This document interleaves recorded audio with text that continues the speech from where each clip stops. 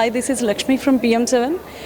We are at Afro-Asian Enterpreneurs Bootcamp, and here is Janice as a delegate. Let's talk to him. Hello everyone, my name is Genesis Habila. So I am happy to be a delegate in the Afro-Asian Entrepreneurs Summit. It was really a lot as I've learned so much. So I look forward to keep learning more from the facilitators, Mr. Akash, Sumant, many of them. So as we are going to interview some of them, it's really amazing. Can you please tell me what's the benefit of this? For the young people, the benefit of Afro-Asian Entrepreneurs Business Summit is to help young people, because we are the future of the world, the future of Indians, the future of Asia, the future of Africans, and we have to, have a mindset that our leaders have. That is why we have a great mentorship programs, great mentorship sessions, and it is going to help us. We were taught of networking, how to collaborate, interact with people. Many of them in such ages like us, were not able to network with people, and we have learned about also the AI, artificial intelligence, which is the fourth industrial age, and we are in that era. So we have a lot of things to learn. Like I'm into healthcare, I'm into construction, and I'm into agriculture. So it is like directly impactful to me. And then we also learn about finances. I'm not an accounting student, neither am a MBA, but I'm thinking of actually going for MBA. So I think I'm very privileged to be a delegate in this summit, which we really have. This is just the first day, and I have learned so much. So and I'm so happy to be here, and all thanks to Etham Business School here in Hyderabad for giving us this remarkable facility for us to also partake here. Hi, we are with Akash. He's a startup mentor. Now let us take some more suggestions, like important suggestions, by talking to him when a startup is going to start a new business. Hi, sir. Hey, so as she mentioned that I'm a startup advisor, and also I get to mentor a lot of startups in and around business schools, and also few of the companies which directly reach out to me. So I advise them on how to go about building a startup right from the scratch, whether the idea is scalable or not, whether the idea is properly validated, is it a problem or even a perceived problem. Many a times customers or people have a real business problem, but founders commit the mistake that they have something in their mind that they think that is a problem, but in fact that could not be the main problem, or it could be one isolated problem. So I would advise coming startups to build on something which is more of a real problem versus a perceived problem, and also try to build on a sustainable part, not just to be there in the system. So try to build a venture that is solving the real needs, real problems of the customers, trying to address that. Automatically that startup is going to be there. Particularly in the era of AI and technology, we often hear so many startups get closed or shut down, not because the technology, not because of anything else. It is because they failed to identify the correct problem or correct way of marketing. Maybe their way of assumptions could be totally wrong. So it's better to go in a very slow manner rather than chasing speed. I would say that customers are the kings. So if we are building anything around the customers or around the real public, then definitely that is a startup that we wanted to have, particularly in Hyderabad. And Hyderabad is a hub now. It is almost every other lane, every other road, you say that I want to be a founder, I wanted to be an entrepreneur. While it is very fancy, but it is also very interesting part that we wanted to build for a lasting impact, not just a company that is coming in and going.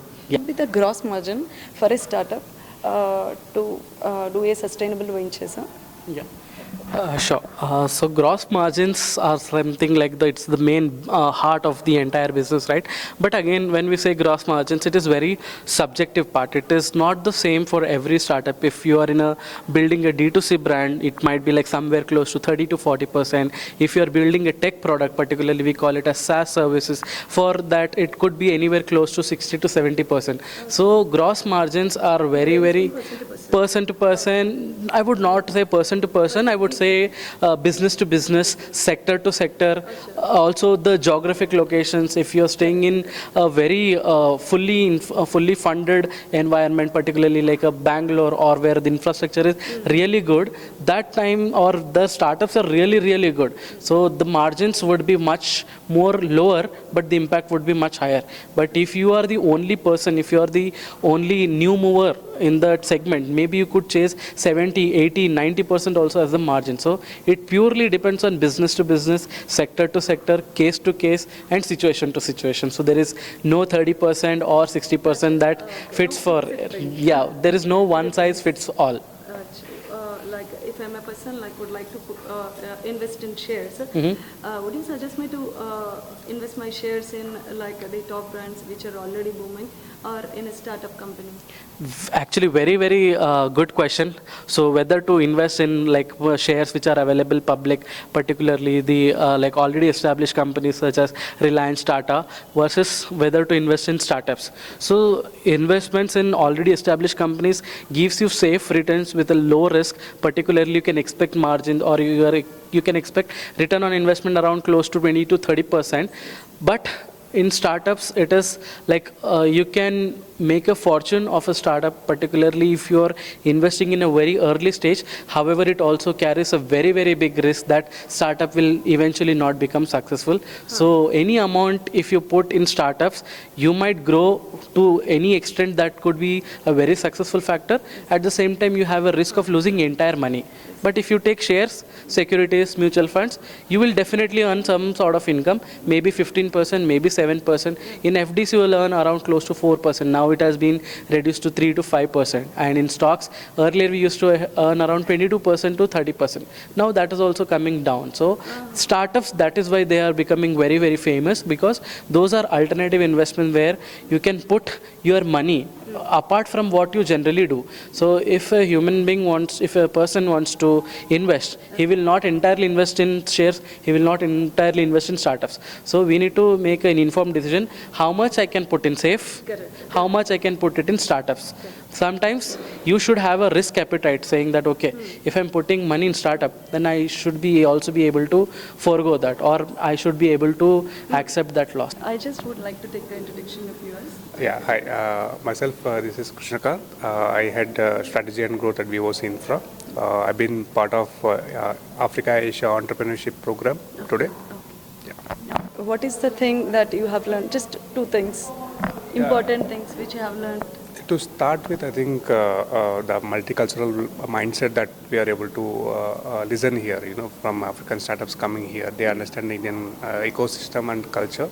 And we as Indian entrepreneurs also understand what is their mindset, being a mentor or advisor or an investor. So we understand what are they looking for from the bootcamp here.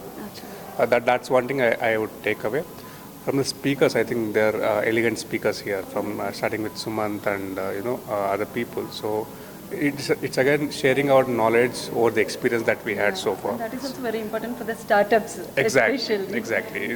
Even for us, we unlearn and we learn something new always. So it's always good to have this kind of boot camps. So my name is Jagadish Gadreddy. I was a speaker today on the topic called AI for Startups. Okay. We are here to help them understand where AI can be used, how and when to use it. Okay. And we also gave them some live demos to understand, to help them better understand, because they came from different industries. Yes. So this will definitely, you see, normally when everybody talk about AI, they think that it is only for IT. So it's not IT. Any industry they can use and any startup can use. And we normally work with entrepreneurs and also with enterprise companies. So every stage of their business, in every sector of their business, they can implement AI. That's what we explained to them today. Okay. What are the pros and cons for a starter if he's not using that AI, if he uses that AI? So we gave them a few examples with few of the industries. Say for example, if somebody wants to do a market research of a particular product. So it takes few months, few days, few months and lot of effort for them. Whereas now with the data, with AI coming into picture, they can just get all the data in few days and few hours. So that will really change. Because say for example, previously if a company has to be started, it used to 11, 12 people used to be there for any startup company. Now they can start a company with 4. So that's the difference we could show them. Okay. And we want them to, because that will help more entrepreneurs to come into market, because the cost of the ecosystem is very less at this moment. So Hi, my name is Hopwen Mjongwa. Okay. I'm from Pune, studying BBA LLB, that is law, bachelor, combined with the business administration. So from today, I think the CEO who presented about AI, he captured me very well. I can't pronounce his name very properly, but yeah, you said AI is an enforcer, and it's like it is not there to replace entrepreneurs, but it is there to enhance them. It is there to help them grow and scale up. So actually it was very impactful for me, and also the last part of finances, it made me to do a lot of introspection into my business, and also to see what I can do to scale up my business. You invested your time here, and this is very helpful to you. You have learnt a lot, interesting things also. Yeah, right? yeah, definitely. I really invested because I came all the way from Pune. That's So what I'm imagine telling you. Pune Journey to is also Hyderabad, very, and that is- to be here, it takes a lot of dedication and time. Yes. And I think it was worth the shot. Very It was worth the shot, and I want to thank Willie for the opportunity for us to be here. I'm very grateful. Hi, sir. You have come to this Afro-Asian Entrepreneur Bootcamp, right? Yes. So I just would like to put forward a small question, like what have you learnt? Any one thing which you don't know before? Okay. Hi, I'm actually a co-founder of an agency called Allada Studios. So, నేను ఈ college చదువుతున్నా Rayadurgam campus EBS. So it has been a great learning curve for me especially. And ఈ workshop actually నాకు చాలా help చేసింది, ఎందుకంటే ఒక class session ఉండే సుమంత్ సార్తో, అది about life cycle of a startup. So he told me how to identify a problem and how we get a solution and stuff. So that actually helped me get more info on startups and how we get new ideas. Hi, sir. This is Lakshmi from PM7 Media. You're a speaker to this Afro-Asian Enterpreneurs Bootcamp, right? I'd like to know, on what thing you spoke here. It's been a wonderful time I've had here. I come here to speak about the startup life cycle. Life cycle itself of the startup is extremely important. And it's central to their entire journey going forward. And they're all future founders. That is Some of very them. important. The startup thing is then only the whole thing will go very smoothly. Absolutely. And they're all future founders. Some of them are already have ventures in various regions of Africa. So yeah, I think that's been the purpose of being here.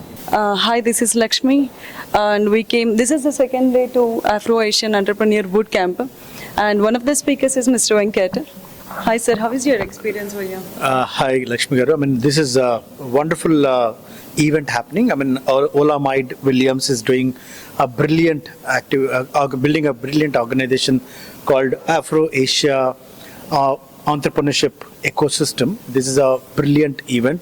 Today I've been here to moderate one of the panel discussions, and the discussion had a wonderful panel, a group of wonderful leaders around, and this is a very, very, very useful ecosystem built between Africa and India, sorry, Africa and Asia, for African youth studying in India and people across Asia. Okay. Yeah. How will this be beneficial to the startups? Can you? Yeah. So Afro-Asian ecosystem is built for startups between Africa and Asia, right? I mean, any startups or student startups can participate in this. That is the objective of bringing this bootcamp together.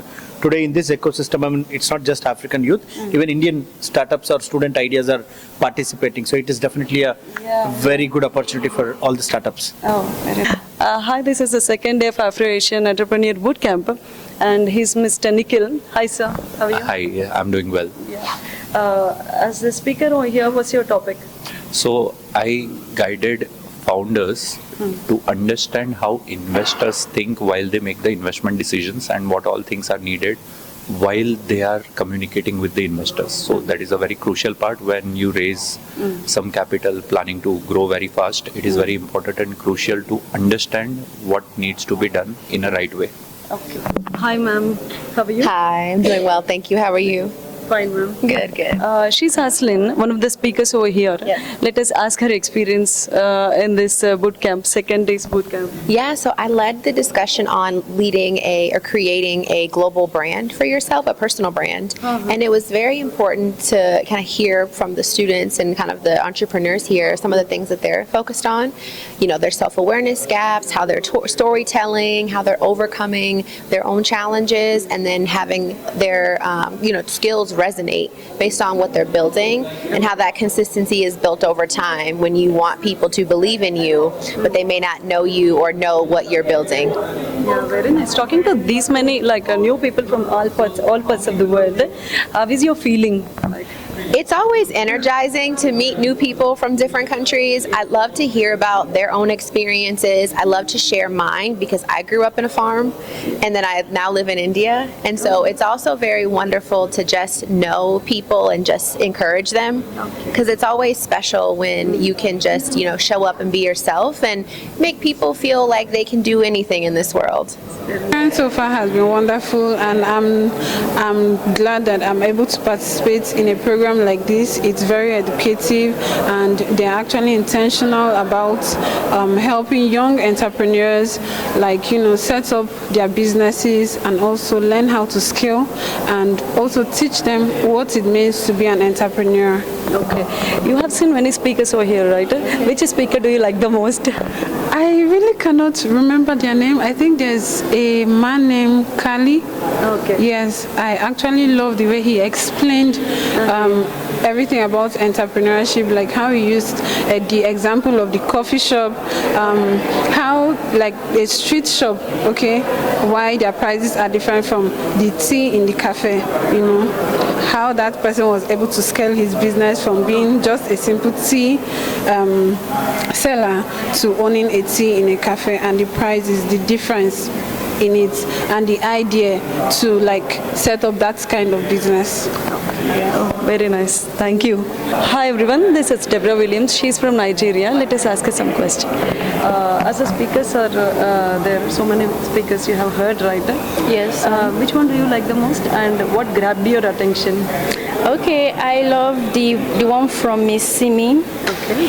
I love how she spoke. She was more detailed about life, which I enjoyed, because why we are here is about how to survive life challenges. Yes. So I like her speech. Okay. One more question here. Please tell me something which you have learned here, which you don't know before. Which I have learned here. I learned about team spirit. Work together as a team, because it will help you build a lot. You working alone, you could pass through a lot of challenges, but if there is somebody to lift your spirit up, then it will make things easier. Thank you very much. Thank you so much. Hi PM7. This is Midday Williams, the founder of Afro-Asian Entrepreneurs Bootcamp. How are you, ma'am? I'm very well, thank you. How is the second day going on? This is a work I'm deeply proud of. Yeah. When we started planning, it looked like very big, very enormous. Okay. But look at us, the founders are happy, the speakers are excited, even the delegates, they are much more energetic. The second day has been mind-blowing. I've learned a lot, even as a founder myself. Okay. So I would say that's fantastic, and so proud of the work we are doing. That I can observe in your face, how blushing. Hi sir, how are you? Good, thank you. Okay, he's Reinhard, one of the speakers over here. Let us ask his experience. My experience has been wonderful. I'm very proud to see Ola and the team put something like this together. Of course, we do a lot of conferences as well, so it's nice to see other people doing the same thing, but in a different way. It's nice to see that there is somewhat of a importance that's given to Africans and Asians, specifically in the stream of entrepreneurship, and it's so important for us to raise leaders who will become the next entrepreneurs, who will become the next, the future of our country, and especially especially for India, this conversation is so important because we want to invite other people to come and do business here, right? And we had the privilege of hosting the founder of California Burrito Bowl, who happens to be an American, but has come to India to start a business here because of the entrepreneurship climate here and the ecosystem climate here. So it's wonderful to see other people coming into our country and starting stuff like So this. what you're saying is this is really showing an impact on the startups, youngsters, right? Absolutely, absolutely. Okay, sir. Thank you. Thank you so much.